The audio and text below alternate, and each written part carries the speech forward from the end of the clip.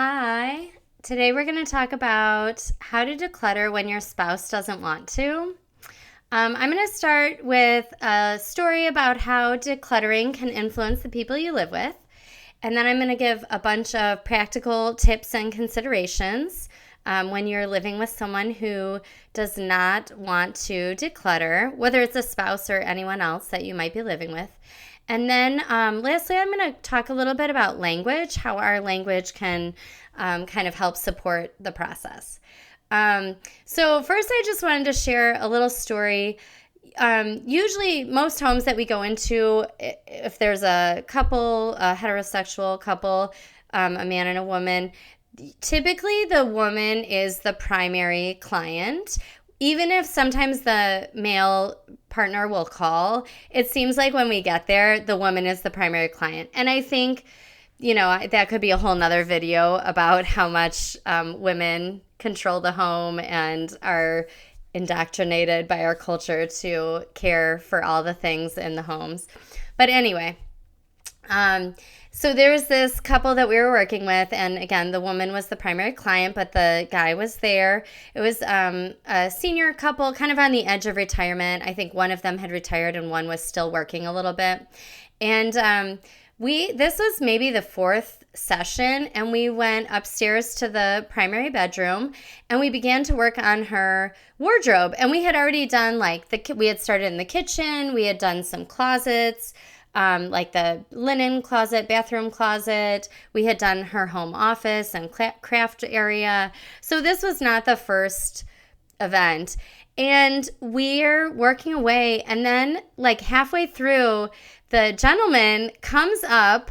He kind of opens his side of the closet and literally starts pulling things out and is going through things. And we were both looking at each other like, what is happening? He had never done that before, and I think he was just so inspired. So, of course, that's a best case scenario, but it does happen, and it doesn't always happen overnight. Sometimes it takes years to really influence the people that you live with, but it's a happy coincidence when that happens, right? So one of the first points of how to declutter when your spouse doesn't want to, or your partner, or whoever you live with, first point is to start with your own things. Even when I started decluttering, I'm like, my kids' toys are everywhere. My husband's piles are everywhere. It's so easy to see the other people's things, and we're just ignoring our own things, which is what they see. They see our things. So you really want to start with your own things. You want to dig deep. Make that dresser, each drawer, really the way you want it to be. Make the top of your dresser the way you want it to be. Go into your closet and we have huge wardrobes in this country, huge. So much clothing that you're probably not wearing, lots of stuff that don't fit or it's not quite the right color or what have you. Get rid of all of that. And the reason you're starting with your own things is it's sort of like, take your own medicine first, or it's really not fair to be like, hey, you need to declutter. You need to pare down. And you really haven't done that journey yourself. You need to focus on your own things. The other point is maybe that's not their journey. If you have been in a relationship or with other people for any period of time, everyone's sort of on their own journey, right? Oh, I'm really getting into pickleball. I'm watching a bunch of videos on it. I'm going down to the court all the time. Someone else at the same time is like, I'm really getting into baking bread, and now I have a sourdough starter in my fridge, and I'm, learning about all the ways I can use it. You might be getting really enthusiastic about simple living or minimalism or decluttering your home, and the other person you live with, that just might not be their journey. They might be like, great, I'm so happy for you. I'm busy over here conquering Mario Kart. And, that's what I'm into these days. So, just having an understanding that just because it's your journey and you live with them, it might not be their journey. So that's a little bit of acceptance, right? After you've really dug deep and worked and focused on your own areas, then you can move into the shared spaces. So an example would be maybe the living room or maybe the kitchen, right? And that's a little bit easier, again, than me saying to my husband, take care of that pile on your dresser. again, that's like really judgmental, pointing the finger. Instead, it's like, well, let's move into the kitchen. This is a shared space. This is a common area. I know you're not maybe that interested in the decluttering, but we both cook here and I'm really frustrated with the way the pans are. I can never find what I need. They're banging around. Everything falls when I try to get out this cake pan. Whatever the thing is, you're trying to kind of get their buy-in for the common area where you, again, some of it's sort of your stuff or at least shared items. So living room, maybe bathroom, just front area, dining room, potentially a playroom, depending on the age of your kids. There's a lot of other factors there. Kitchen, those are usually the shared areas, maybe a garage.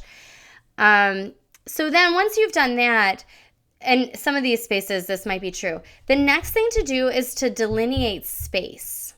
So this I learned the hard way, and I think it's a great lesson. We have a little front entryway where we put shoes and coats, probably like many people. And it went through, 10 iterations before I figured out the right one. But basically, we have a shoe shelf with 4 shelves on it. And this is what I figured out. If one person likes many items and one person wants to have this like more minimalist look, what you need to do is delineate that space. Like you get this shelf, child 1 gets this shelf, child 2 gets this shelf, partner gets this shelf. So then instead of it just being like, have as many shoes as you want, it's sort of like if you want to jam, I can tell you right now, there's room for 3 pairs per person. So if someone wants to jam 5 pairs of shoes on their shelf and have a hard time getting in and out and, that's the experience they want, that's their choice. And if someone else wants to have 2 pairs, that extra space on their shelf does not mean that the person with a lot of shoes gets to shove their shoes on that shelf. No. That person gets to just have a nice, pleasant shelf with only 2 pairs. That's why delineating space is important, because if you don't delineate space and you just declutter your own things, what happens is you maybe only have 1 pair of shoes down there, but everyone else's 30 pairs of shoes are so cluttering it up that it doesn't matter that you only have one pair. So that's why you have to create some hard lines. I think this is great. Like in our pantry, I have a shelf. And I put the food that I eat pretty different from my family because I'm vegetarian and they're not. But, I put the food that I eat on that shelf. And that's like my shelf and all my stuff is there. And whether it's organized or not is my choice. But it's not like, oh, I can't find it because there's meat everywhere. I can't find it because I am disorganized with my own things. So, and again, like, where people put their coats, where they drop their purses or their wallets and their keys, create those spaces. Okay, this is your space. This is your spot in the kitchen. This is your drawer where you can put all your things. And so you're not trying to eliminate, you're trying to create homes. Like, hey, this is we have a cabinet in our living room. My husband, that's his cabinet. I have 0 items in the cabinet. It's 100% his. And then when I find stuff, sometimes I can shove it into the cabinet, So that's kind of moves into the next area. What you want to do as people with many items are spreading them around the house, you kindly return the items to their designated spaces. Because part of what happens, I have noticed, is when items are spread all throughout the house, people may not realize how much they have. So example would be, we have a dining room. I know a lot of homes don't even have dining rooms anymore. And that, the dining room table, we don't eat there that much, so it can quickly become a catch-all, right? Someone puts one thing there and then, overnight it's like 5 things and tomorrow there's 20 things. So that's a great example. When I see things on that dining room table that are not like dinner, I'm kindly returning that to the person who, either with my kids, I make them come and get it. Like, come take this stuff to your room is what I say. To the room or to the playroom. It can't stay here. But, with a partner or a spouse, I'm kindly returning them to their spaces. So that means I'm putting things in their closet and just continuing to add those things. Then the person is experiencing, this is how much stuff I have, right? If I have things all over the house, they're not really experiencing how much stuff they have, and they may not be that motivated to change it.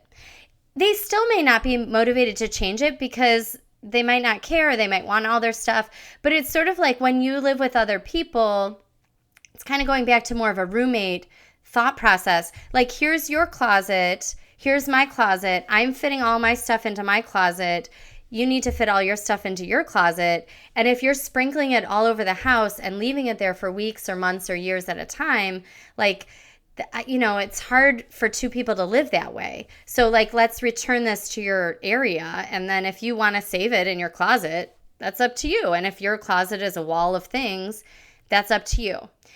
Obviously, if you are partnered with someone who has very extreme collecting, extreme difficulty getting rid of items, more towards what we would call hoarding disorder, which is a mental health disorder, you probably will need, professional help, therapy, counseling, perhaps a professional organizer, to navigate that, because it is mental health, and you should be able to get therapy, counseling services, even psychiatry, covered by your insurance as a mental health disorder. So if it is extreme, and there's a book, I'm looking for the book. The book, this is a great book, Buried in Treasures. If you are living with someone who is, who you're wondering, are they more hoarding? This is widely available at the library. These are doctors, PhD professors, it's professors, like leading researchers in this topic. But there is like even a quiz, like a home environment quiz you can take. And so that, that can help you indicate or see, just available from the library, oh, is this so serious? Maybe we should get professional help. And then the last thing that I wanted to, so if you kind of follow those things, I think you'll have good success, even if your spouse, partner, roommate, whoever does not want to declutter. So you're starting with your own things. After you do that, you're moving into those shared or common areas. You're delineating space, both in the common areas, hey, this is my shelf, that's your shelf, but also, oh, that's your closet, or that's your side of the closet, or, you have the storage under the bed, I have these dresser drawers, you have those ones, kind of just creating space so they can do what they want with their space, and you can do what you want with your space, focusing on whatever aesthetic you're liking at that moment, and then kindly returning their items to those designated spaces if they're sprinkling around the house. Lastly, this is from a great book called Minimalism for Families by Zoe Kim. And she's talking especially with children, but she talks about underlining the benefits. That's what I think of, underlining the benefits. So especially with kids, it's like, let's clean up so we can go to the pool. Aren't you so glad we don't have too many toys, so cleanup was really fast and we can get to the pool quickly? Aren't you so glad we don't have a million shoes here, so it's so easy to find your shoes so we can go? Isn't it easy and nice to get out the pan to cook since, we decluttered these pans? So you're just like underlining the benefits day to day, moment to moment that you see. I'm so glad I cleaned out my purse and switched to a smaller purse so I can find my keys all the time instead of, I used to lose them all the time. Just whatever you can say out loud to your family or whoever you're living with, sometimes that can be really powerful. Similarly, them seeing you, the ease with which you're getting something out of the closet, the ease with which you're packing up for a weekend away. When you declutter, you are going to have that ease automatically, and the people around you are going to notice it.